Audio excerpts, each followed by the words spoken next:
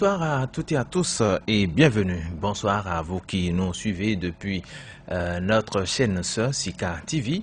Les débatteurs sont déjà là. Joël Tchogwe, bonsoir. Bonsoir Richard Tindéo, bonsoir à toutes et à tous. Vigile Avancé, bonsoir à vous aussi. Bonsoir Richard, bonsoir à tous. Alors, je l'annonçais, un invité ce soir avec nous sur ce plateau, Eugène Azatassou. Bonsoir à vous. Bonsoir aux auditeurs. Rapprochez-vous un peu du micro. Vous êtes acteur politique, conseiller politique des Foscori pour un Bénin émergent. Oui. Merci d'avoir accepté notre invitation.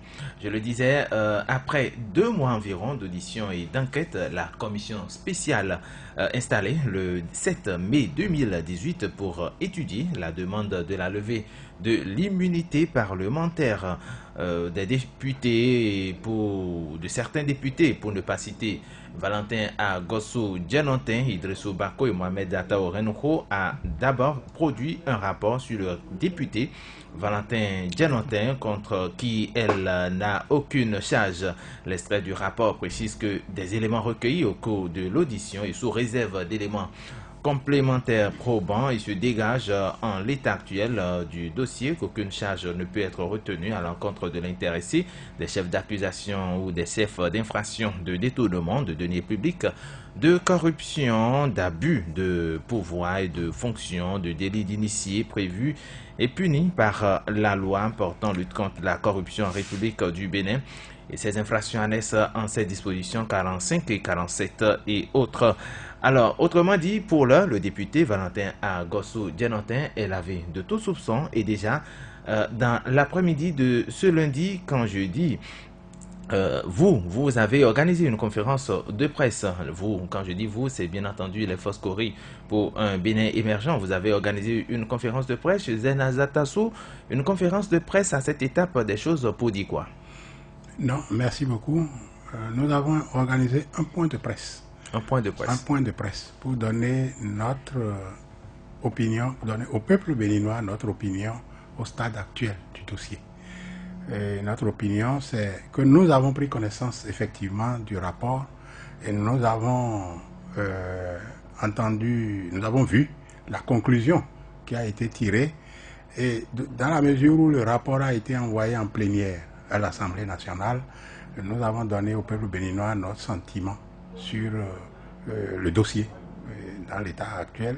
Nos sentiments, c'est quoi? Voilà, quel est ce sentiment? Oui, voilà, nos camarades, Djanontin et Valentin et Idrissou Bako sont lavés. Et aucune charge n'a été retenue contre eux. Pour le moment, le rapport a précisé que c'est sous réserve d'éléments complémentaires. Exactement. Bon, donc le rapport n'a pas les éléments qu'il faut pour apprécier et condamner ou lever l'immunité, recommander la levée de l'immunité de nos camarades. Nous avons apprécié en 2 grands points. Premièrement, nous avons félicité les membres de la commission qui sont en majorité des éléments du bloc de la majorité parlementaire, du BMP, et qui, quand même, ont suivi l'objectivité et sont arrivés à une conclusion comme celle-là. Donc nous les avons félicités, nous avons trouvé que c'était très bien de faire une appréciation aussi objective des partis de toute opposition politicienne. La deuxième étape de notre appréciation, c'est que nous avons recommandé aux députés de suivre cette voie pour tout simplement s'opposer à la levée de l'immunité parlementaire de nos 2 camarades. Parce que rien n'est retenu contre eux. Aucun élément ne permet de retenir quoi que ce soit contre eux. Nous le clamions déjà. Nous avions eu la grande surprise de voir accumuler ces actions-là au lendemain de du rejet de la Constitution la première fois, le 4 avril 2017. Oui. Puis ça s'est tassé. Il y a eu un réchauffement après notre congrès des 10 et 11 février à Parakou. Oui. Il y a eu dès le lendemain, il y a eu un réchauffement. Et puis, après le dernier rejet du processus de révision de la Constitution, ça s'est accéléré à nouveau. Nous nous sommes dit, bon, c'est très bien que dans un contexte comme celui-là, la Commission ait quand même pu conclure qu'il n'y avait rien de retenu. Et si le rapport n'était pas favorable au secrétaire exécutif des FCB, vous allez toujours tenir ce même discours? Comme quoi la Commission a travaillé en toute objectivité? C'est parce que la Commission aujourd'hui déclare que le dossier est vide que vous tenez ce langage. Oui, la Commission, nous tenons ce langage parce que le dossier est effectivement vide. Ce n'est pas une invention de la Commission. Donc si la Commission avait conclu à autre chose... Mais ce n'était pas gagné d'avance. Non, mais si c'est pour ça que nous apprécions. Si nous ne pouvons pas nous taire et ne pas apprécier cette position de la Commission. Si la Commission avait conclu autre chose, nous n'aurions pas compris parce que pour nous, effectivement, le dossier est vide. Vous avez suivi le système de défense de nos camarades. Je me rappelle, l'honorable Idrissou Bako a dit le rapport de la commission Mazar, la commission d'audit, demandez-leur de sortir ça. La commission a dit qu'elle n'avait pas eu le rapport d'audit. Donc, je suis fier que nos camarades aient tenu ces positions dans ces différentes positions politiques, dans ces différentes pressions que les députés de la majorité, malgré, et dont nos deux camarades, ont résisté à toutes les pressions et ont maintenu le cap.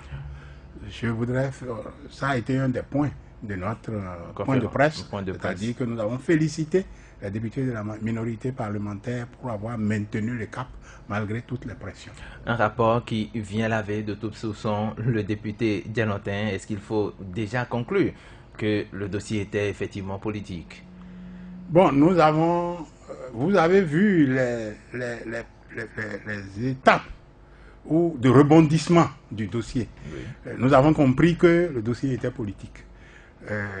Et c'est parce que nous avons compris ça que nous devions féliciter la Commission.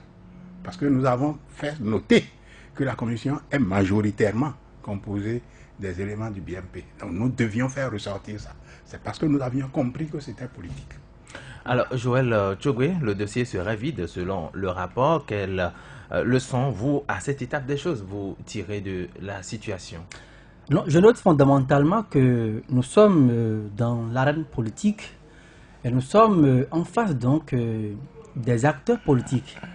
Des acteurs politiques qui, comme on le dirait, ne respirent que par leur intérêt, comme on le dirait, qui ont des visées qu'ils ne partagent pas toujours lorsqu'ils brandissent un dossier comme celui-ci par exemple. Ces visées-là ne sont pas toujours perçues ou bien perceptibles à tout venant. Et quand vous suivez un peu le début de ce processus-là, depuis l'introduction par l'ancien garde des Sceaux au Parlement de la demande de levée d'immunité de ces députés-là, qui seraient pris dans des cas de malversation financière, de corruption, d'abus de fonction, d'abus de pouvoir sous l'ancien régime de Boni Yayi. Vous avez vu que le débat, il y avait comme une sorte de cristallisation du débat autour de la personne de Boni Yayi et de Patrice Talon. D'aucuns avaient déjà très tôt vu que c'est le prolongement de la guerre entre l'ancien chef d'État et son successeur qui se poursuivait à travers ce que l'opposition qualifie d'acharnement contre les membres, les affidés du pouvoir Yayi et autres choses.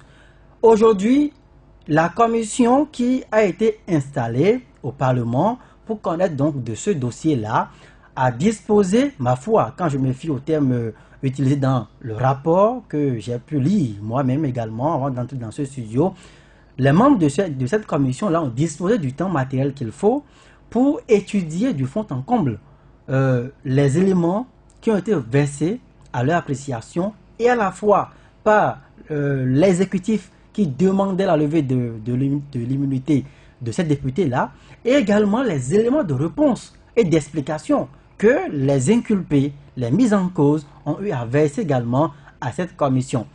Quand vous voyez la composition effectivement de cette commission, il l'a rappelé, M. Jean Azatassou, c'est une commission qui est dominée largement par des soutiens du régime de la rupture.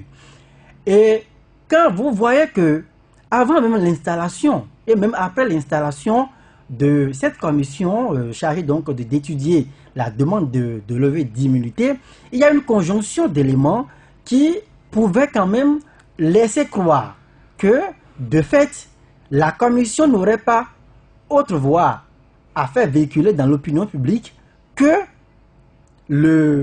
d'établir la culpabilité ou bien de recommander à la plénière de lever l'immunité. Vous voyez, je ne vais plus revenir sur n'est pas encore le cas. Impossible. Ce qui n'est pas encore impossible. Pas du tout. Parce la plénière doit statuer. Il y a une ouverture que le rapport laisse quand même. Parce que le rapport, la commission n'est pas au-dessus de la plénière. La plénière reste l'instance suprême de prise de décision à l'Assemblée nationale. Et la commission n'a fait que jouer son rôle à elle dévolu parce que la commission estime que les éléments présentés en l'état actuel du dossier ne permettent pas d'établir une culpabilité, de retenir des charges contre les députés mis en cause et conséquence, sous réserve d'autres éléments à verser au dossier, qu'elle, en tant que commission, elle laisse donc à l'appréciation de la plénière la suite. Maintenant, la plénière va-t-elle décider autre chose que ce que les commissaires ont eu à indiquer? On attend encore de voir, mais il est trop tôt pour moi aujourd'hui de crier victoire. Parce que au Parlement, dans les couloirs du Parlement, dans les coulisses du Parlement, on ne peut pas, nous, vu de l'extérieur, on ne peut pas aujourd'hui mesurer tout ce qui a pu se passer pour que les commissaires soient peut-être amenés à faire cette conclusion. On ne peut pas cerner tous les contours qui font cette décision-là. Et entre le rapport de la commission et le jour où la plénière sera appelée à statuer, beaucoup de choses peuvent encore se passer. Alors, Vigile avancé, est-ce qu'on peut effectivement déjà crier victoire, comme le demandait ou le disait tout à l'heure Joël Tchougui? Est-ce qu'on peut déjà crier victoire, notamment au sein du bloc de la minorité parlementaire, notamment les députés Dianotin et Idrissou Bako, vu le rapport produit par la commission spéciale? De mon point de vue, pas du tout. Pas du tout, parce que la commission spéciale avait un travail spécial à faire et il a fait son travail, il a suggéré, n'est-ce pas, sa position à la plénière, ce qui reste donc juste un avis suggéré donc à la plénière, quitte à elle, quitte à l'ensemble des 82 députés à présent, n'est-ce pas, d'examiner ce rapport-là et de faire librement le choix d'envoyer ou non ces députés devant la justice. Mais il faut dire que, bon, cela s'est déjà produit, hein, une telle demande, une telle appréciation reste d'abord politique. Parce que on est à l'Assemblée nationale tout de même, donc la position des députés restera politique. Et donc, de mon point de vue, ces deux députés ne sont pas encore sortis d'affaires si, en amont, ils n'ont pas travaillé. Ils n'ont pas travaillé pour ne pas rassembler ou laisser rassembler, n'est-ce pas, les deux tiers donc, de votes qu'il faut donc pour lever leur immunité. C'est essentiellement ça de mon point de vue. Ils doivent encore se battre pour ça, c'est ça? Ils doivent encore se battre pour ça. Ah, si ce ne sont pas encore battus, c'est demain. Hein? Donc, je crois que ce serait tard. Mais il faut dire qu'ils devraient avoir comme atout de compter sur la solidarité corporatiste parce que vous n'êtes pas sans savoir. Justement, est-ce que ce n'est pas par solidarité que les députés finalement ont produit ce rapport? Non, il s'agit juste d'une commission. Et donc, les députés, on parlera de l'ensemble des députés quand ça va être examiné donc, demain, et selon le sens. Je disais que la décision, disons, ça restera politique parce qu'on a déjà vu par le passé des levées d'immunité parlementaire pour donc mettre des députés ou des ministres à la disposition, n'est-ce pas, de la justice. Mais au finish, au bout du chemin, la justice a dit qu'il n'a rien. Il n'a rien. Je donnerai juste le cas d'Alain Adiou. Je donnerai le cas de l'ancien ministre Kamal Fassassi. Il a obtenu ça, ce blanchiment-là, devant la justice avant de mourir. Mais les députés ont quand même levé les immunités parlementaires. Donc, c'est pour vous dire que la commission peut avoir dit ça, mais si, comme on dit, l'objectif c'est amener, n'est-ce pas, ou fragiliser un peu, comme l'a laissé entendre M. Azatassou, si c'est fragiliser les FCB, vous comprenez que le chemin n'est pas encore terminé, on n'est pas encore au bout du chemin. Et donc, si le travail, je répète encore une fois, n'a pas été fait, si il ne peut pas compter sur la solidarité, parce que vous n'êtes pas sans savoir que même parmi les membres de cette fameuse commission spéciale, il y a des personnes, des députés qui avaient été éclaboussés par des affaires et qui ont siégé également. Donc, cette solidarité-là peut amener à ce que, malgré la volonté donc, de du gouvernement qui réclame donc la levée de l'immunité de ces députés, qui ne puissent pas arriver à son objectif, ne puisse pas atteindre son objectif. Alors, M. Azatassou, finalement, si le député, je prends par exemple le cas de Valentin Agossou-Dienantin, il a dit à plusieurs reprises, il a clamé haut et fort comme quoi il est propre, il n'est pas impliqué dans ce qu'on lui reproche, mais s'il est autant propre, est-ce qu'il ne peut pas lui-même délibérément aller devant la justice pour répondre de ce qu'on lui reproche? Bien, à ça je réponds deux choses importantes. La première chose, c'est le contexte dans lequel nous sommes. Nous ne sommes pas dans un contexte politique normal. Nous sommes dans un contexte politique où la lutte contre la corruption revient à un acharnement pour faire taire l'opposition.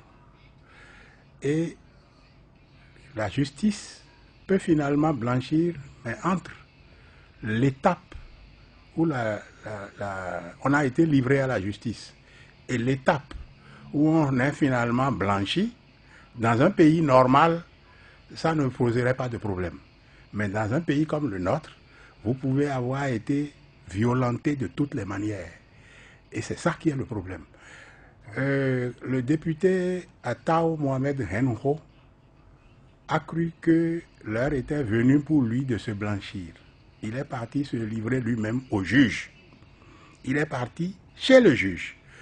Et vous avez vu ce qui en a suivi. On ne sait même plus maintenant sous quel chef d'accusation il est en prison. On ne sait même pas s'il est fou ou s'il est normal. Mais on sait qu'on lui a pris une procuration. On lui a pris, ceux qui le déclarent fou, lui ont pris une procuration. Donc on n'est pas dans un pays normal sous ce rapport-là. Et c'est là où la question de laver son honneur, les camarades disent on n'a rien à se reprocher, on peut aller... J'ai dit non, si on est dans un pays normal, oui, mais sous ce rapport-là, rien n'est normal dans notre pays. Entre la période où on les a livrés à la justice et le traitement qu'ils vont subir avant que la justice ne se prononce et les lave, il y a un grand chemin rempli d'incertitudes. Ça, c'est la première chose. Okay, la deuxième chose, c'est que la levée d'immunité pour les députés a été conçue pour les protéger de l'arbitraire, pour qu'ils puissent s'exprimer, pour qu'ils puissent dire leur point de vue, leur réflexion au niveau du Parlement, pour qu'ils puissent nourrir le débat au niveau du Parlement sans crainte. Or, si il suffit qu'on dise vous êtes accusé de tant pour qu'on lève votre immunité parlementaire, alors il ne valait pas la peine de concevoir la question de l'immunité parlementaire. Parce que si chaque fois que on vous dit, on vous accuse, à tort ou à raison, bon, votre immunité est levée, il vaut mieux ne pas l'avoir. Il vaut mieux ne pas l'avoir.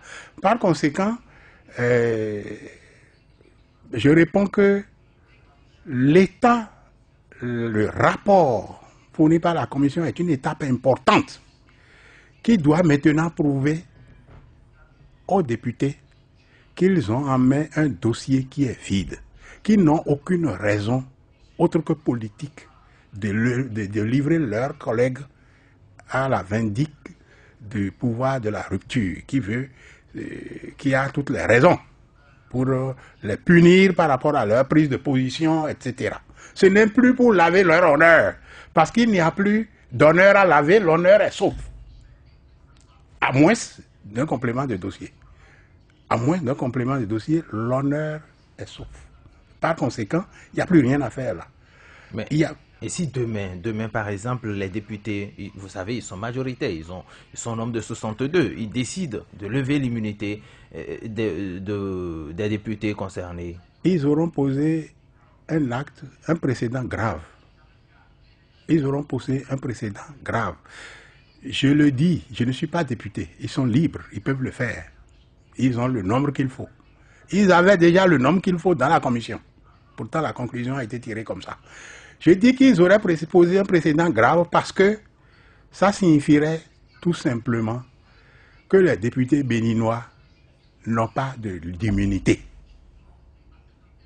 Parce que il n'y a aucune raison, maintenant, pour que n'importe quel autre député qu'on accuse de n'importe quoi, que son immunité puisse être levée, puisque rien ne corrobore l'idée qu'il faut lever l'immunité de ces deux camarades-là, au moins, dont on a connu les rapports. Voilà. Donc, Joël Tchogwe, je reviens à vous. D'abord, un petit rappel. Je vous rappelle que au moment des faits, au moment où on introduisait le dossier de ces députés, c'est l'actuel président de la Cour constitutionnelle qui était le ministre garde des Sceaux, ministre de la Justice à l'époque.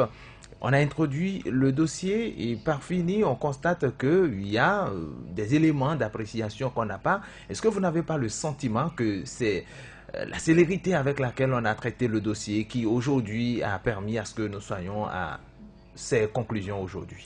Il y a une chose de fondamentale qu'il ne faudrait pas perdre de vue. Célérité, peut-être. Mais en introduisant à l'Assemblée nationale la demande de levée d'immunité, qu'il vous souvienne quand même que l'ancien garde des Sceaux, aujourd'hui numéro 1 de l'institution de la haute juridiction, Joseph Djogbenou, on a motivé cette demande de levée d'immunité. Et c'est d'ailleurs pourquoi on a établi des chefs d'accusation dans des dossiers précis en ce qui concerne le député Idriss Oubako et en ce qui concerne le député Valentin Gossou, j'ai noté dans des dossiers sur lesquels je pense qu'il n'est plus opportun de revenir aujourd'hui. Le gouvernement a cru quand même que les éléments de motivation qu'il a versés au dossier transmis au Parlement étaient quand même des éléments qui étaient probants, qui pouvaient suffire pour que la commission puisse indiquer à la plénière qu'on puisse lever l'immunité de ces députés-là. Comme nous sommes dans un pays où la séparation des pouvoirs reste encore d'actualité, les députés cette fois-ci, en étudiant les éléments de motivation, ont trouvé que ce sont des éléments qui, dans le fond, n'étaient pas encore des éléments suffisants pour indiquer la levée de demande d'immunité. C'est-à-dire que quoi? Nous sommes aujourd'hui face à deux acteurs, le législatif et l'exécutif, qui ne se comprennent pas sur l'appréciation à faire exactement des éléments de motivation. Pour le gouvernement, en l'état actuel de la question, avec les éléments versés jusqu'ici, à moins que le pouvoir ait encore d'autres tours assortis peut-être demain, on ne peut jamais être prévoyant avec ces politiciens-là. Le gouvernement, lui, il estime quand même qu'en l'état actuel, on pouvait lever l'immunité des députés. Mais le Parlement dit, ce que vous m'envoyez comme élément de motivation pour me dire de lever l'immunité, ces éléments-là ne me suffisent pas pour que je puisse indiquer la levée de l'immunité parlementaire.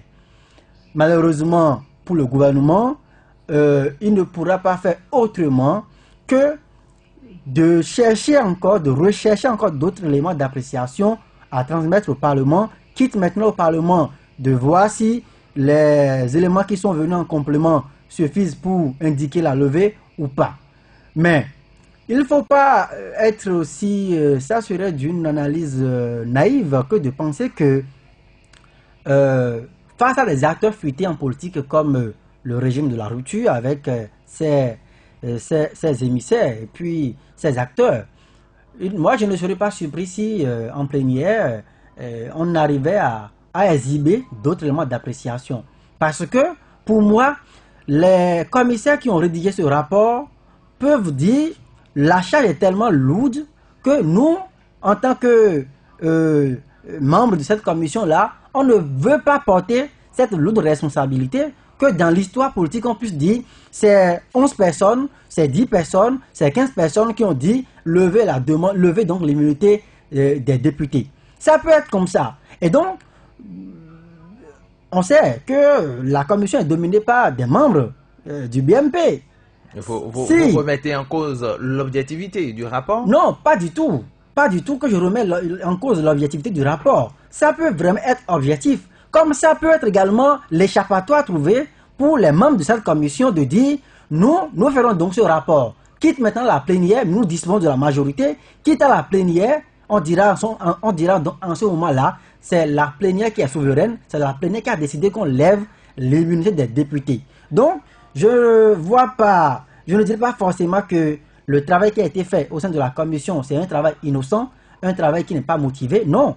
Il faut les 2 tiers pour lever l'immunité. Et vous savez que le BMP déjà seul peut, à ma foi, si je ne me trompe, peut lever l'immunité. Ceux qui ont produit ce rapport, est-ce qu'ils doivent encore voter, oui, la levée, pour la levée de l'immunité de ces députés? Ça ne m'étonnerait pas, justement, que quand on va soumettre cette question en plénière, par exemple, pour vote, que des membres même de cette commission puissent voter pour la levée de l'immunité des députés. Parce que ce que je n'ai pas pu faire en commission, parce qu'on dirait, voilà les 11 députés, mais voilà le groupe de députés qui a indiqué la levée. En plénière, je peux me cacher sous la bannière de la plénière pour dire, bon, c'est la plénière qui décide, je me soumets à la volonté de l'ensemble du groupe de la majorité parlementaire, discipline de groupe oblige, je suis donc le courant de l'eau, et puis je vote pour la levée de l'immunité. Moi, ça ne m'étonnerait pas. Mais l'autre chose qu'il ne faudrait pas également perdre de vue, c'est que nous sommes dans un contexte actuellement où les députés eux-mêmes, en l'état actuel, même s'ils sont majoritaires, on soupçonne ce groupe-là d'être à la solde d'un pouvoir, je ne veux pas faire ce débat, c'est l'image du Parlement béninois qui est en jeu.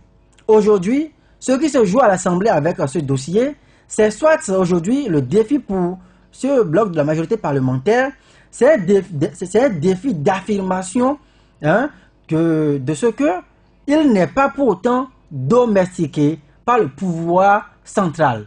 Qu'à des moments donnés, sur des questions données, que le BMP, malgré donc le soutien qu'il apporte au chef de l'État, au gouvernement entier, que le BMP en tant que prolongement du peuple, en tant que représentant donc de la nation, que le BMP a toute la lucidité qu'il faut pour dire non à des moments donnés au bon vouloir du chef de l'État ou au bon vouloir donc du gouvernement. Et l'autre chose, c'est que quoi?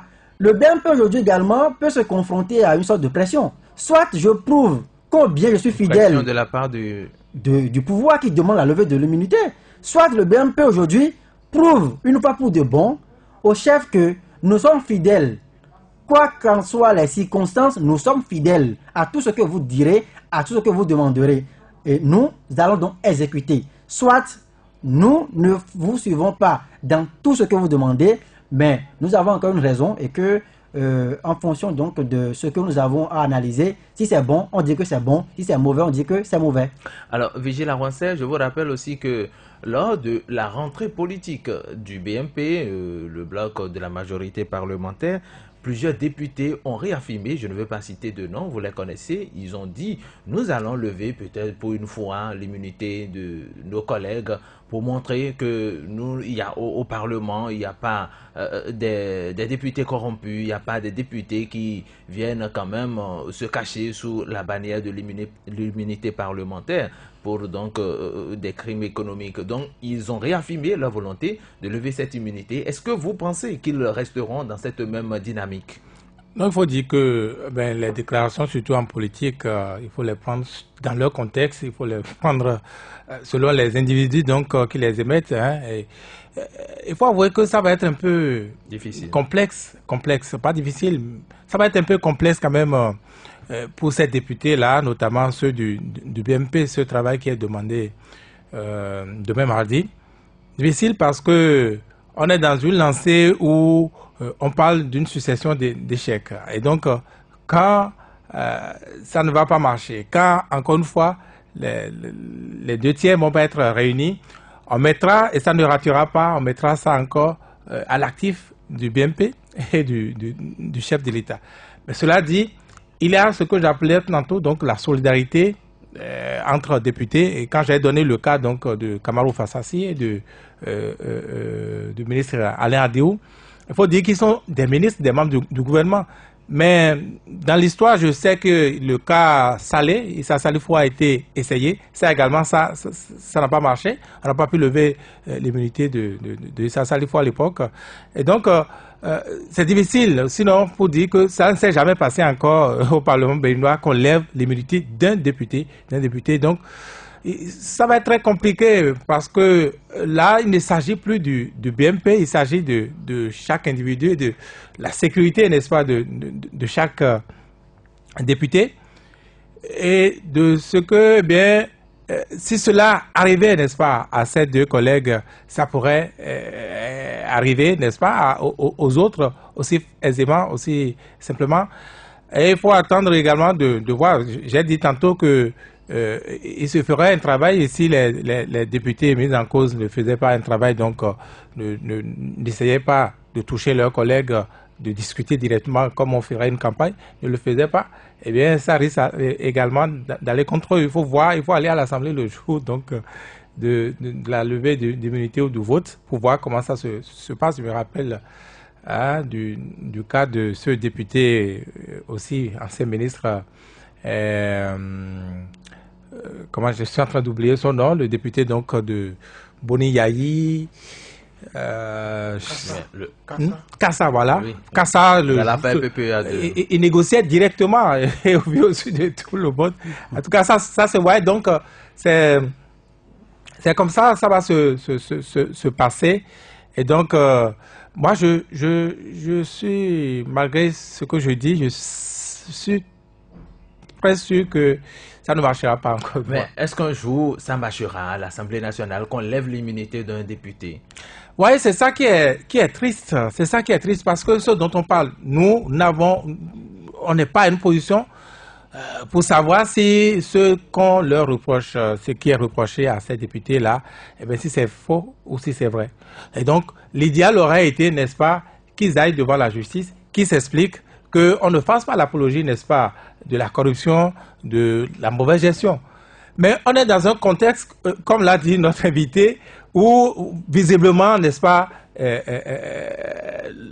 aussi bien la justice que la lutte contre la corruption, que l'Assemblée nationale, le bien, qui soient utilisés, n'est-ce pas, comme des instruments de chantage, des instruments politiques contre les adversaires. Et donc, dans un contexte de genre, vous comprenez que, comme on dit, comme c'est si cher aux juristes, il vaut mieux que l'innocent soit en prison, et du moins en liberté, plutôt que de le foutre en prison en disant donc qu'on est en train de faire soi-disant une certaine justice.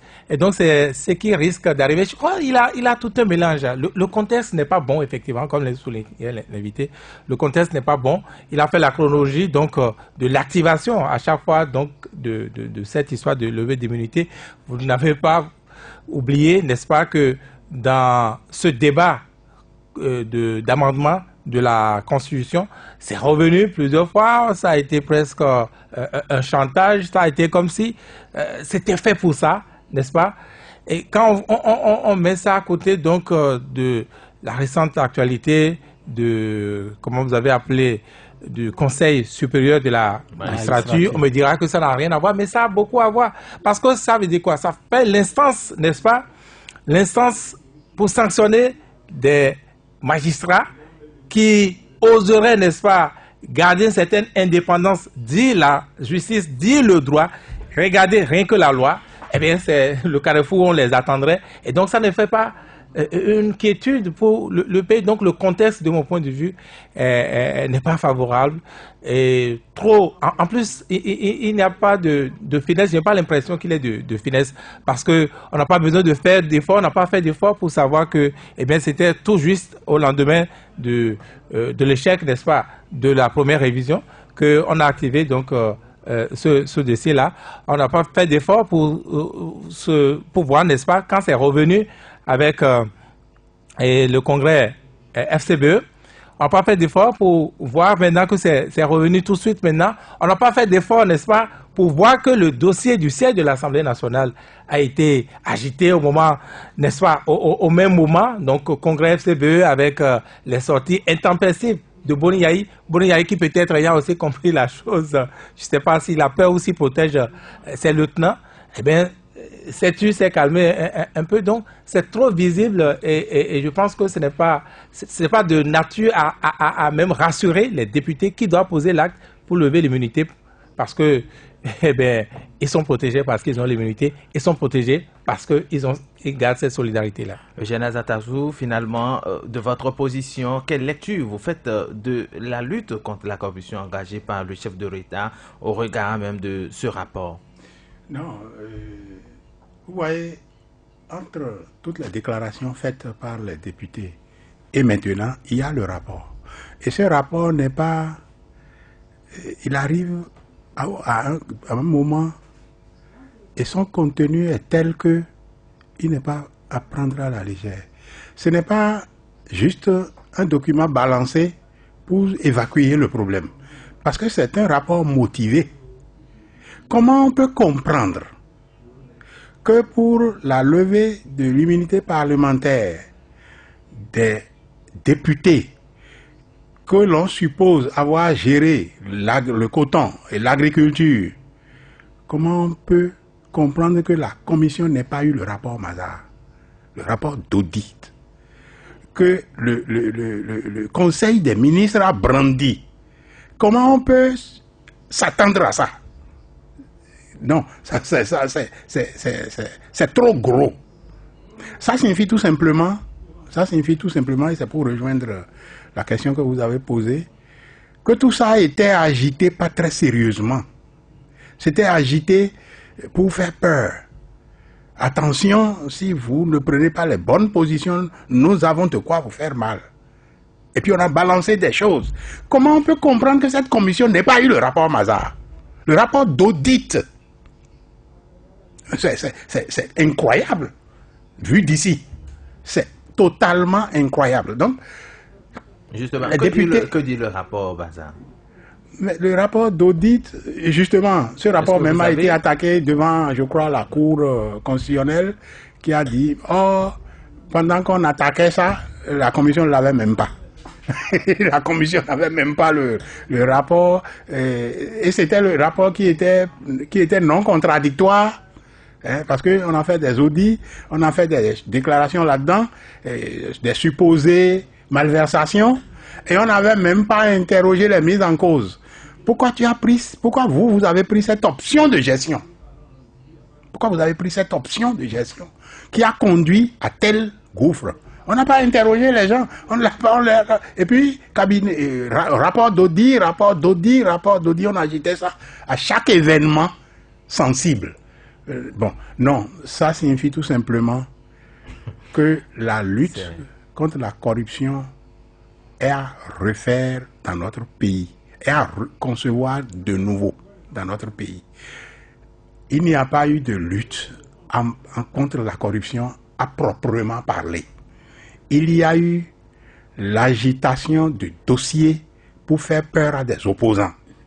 C'est tout ce qu'il y a eu comme lutte contre la corruption. Et ce n'est pas innocent, c'est significatif que pendant que tout ça est fait de façon virile, les faits de corruption se poursuivent. Est-ce que vous pouvez penser un instant que sous un régime qui est aussi brutal vis-à-vis d'un député, brutal, vous martelez le mot brutal. Oui, je dis ça parce que ce que l'honorable Atao Mohamed Henouho a suivi, c'est brutal.